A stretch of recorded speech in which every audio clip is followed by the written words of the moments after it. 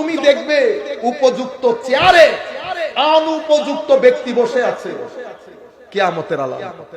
আমার নবী ইরশাদ করছেন, যখন আলেমের মাথার উপর উঠে জাহেল খেলা করবে তখন তুমি মনে করবে কিয়ামত। প্রথম ইমাম মাহদী আলাইহিস সালামের আগমন, এটা কিয়ামতের বড় আলামতের প্রথম আলামত।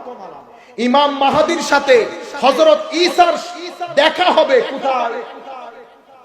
মসজিদে আকসাতে। মসজিদে আকসাতে। নাম মুহাম্মদ, বাবার নাম আব্দুল্লাহ। জন্মগ্রহণ করবেন মদিনা শরীফে। 40 বছর বয়সে বায়াতের কাজ শুরু করবেন।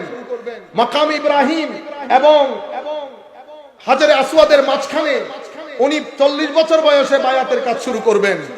প্রথমে পৃথিবীর 7 জন বড় আলেম ওনার হাতে বায়াত গ্রহণ করবেন।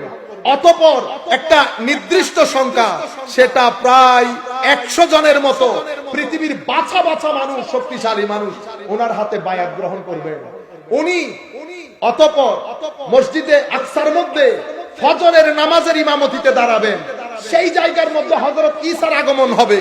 হযরত ঈসা আলাইহিস সালামকে দেখে উনি চেষ্টা করবেন হযরত ঈসার জন্য ইমামতির জায়গা ছেড়ে দিতে। পিছনে আসার সময় হযরত ঈসা আলাইহিস সালাম বলবেন, যিনি কওমের ইমাম, ওনার উচিত ইমামতি করা, তুমি ইমামতি করো।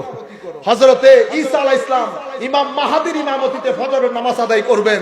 ফজরের নামাজ আদায় হওয়ার পরে পিছন দিক থেকে হঠাৎ করে একটা দরজা খুলবে। সেই দরজার মধ্যে দাজ্জাল, কে? দাজ্জাল। দাজ্জাল দরজা খোলার সাথে সাথে 30,000 ইহুদি নিয়ে দাজ্জাল দাঁড়িয়ে থাকবে। হযরত ইমাম মাহদী এবং হযরত ঈসা আলাইহিস সালাম ইনারা বিশাল সৈন্যবাহিনী নিয়ে বাবে লুত নামক জায়গায় যুদ্ধ করে দাজ্জালকে হত্যা করবে।